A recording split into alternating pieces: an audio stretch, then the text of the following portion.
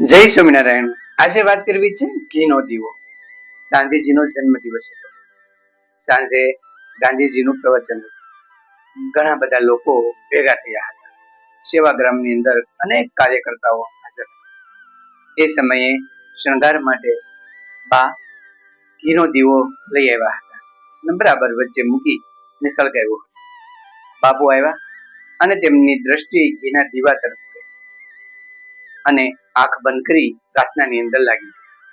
પ્રાર્થના પૂરી થઈ એટલે ગાંધીજીએ કીધું કે આ ઘીની દીવડી કોણ લાવ્યું? તો કસ્તુરબા કહે કે એ હું લાવી છું. તરત ગાંધીજીએ કીધું કે ક્યાંથી લાવ્યા છો? તો કસ્તુરબા કહે ગામમાંથી હું લઈ આવી છું. આજે તમારો જન્મદિવસ છે એટલે મંગલ કામના કરવા માટે આ ઘીનો દીવો સળગાવ્યો છે.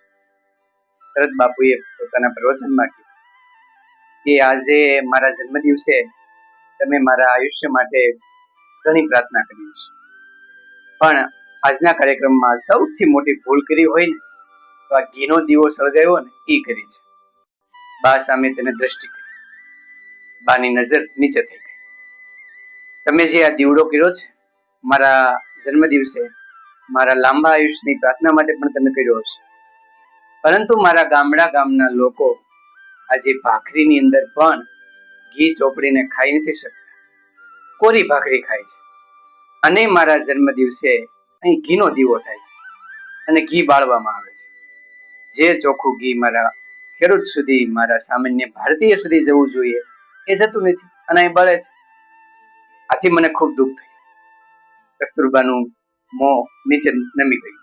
પોતાની ભૂલ સમજાઈ, કારણ કે ગાંધીજીએ પોતાના જીવન માટે ક્યારેય ખોટી રીતે વસ્તુનો ઉપયોગ કર્યો ન હતો.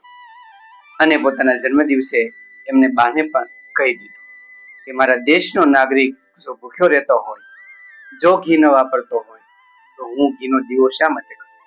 અને દીવો તેમને લેવડાવી દીધો. આમ ગાંધીજીએ હંમેશા પોતાના જીવનમાં સાદગી રાખી હતી. પોતે સાબરમતીના કિનારે હતા, છતાં પણ સવારમાં ઉઠે ત્યારે એક લોટી પાણી લે અને પોતાનું મોં ધોવે.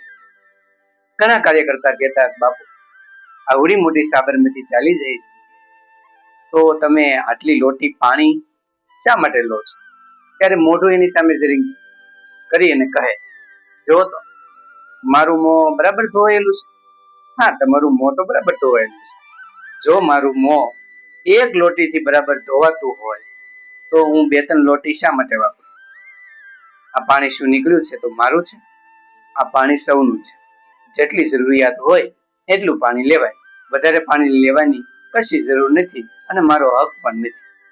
આમ ગાંધીજીએ ખૂબ ઓછી જરૂરિયાતની અંદર પોતાનું જીવન પસાર કર્યું હતું અને અનેકને પ્રેરણા આપી.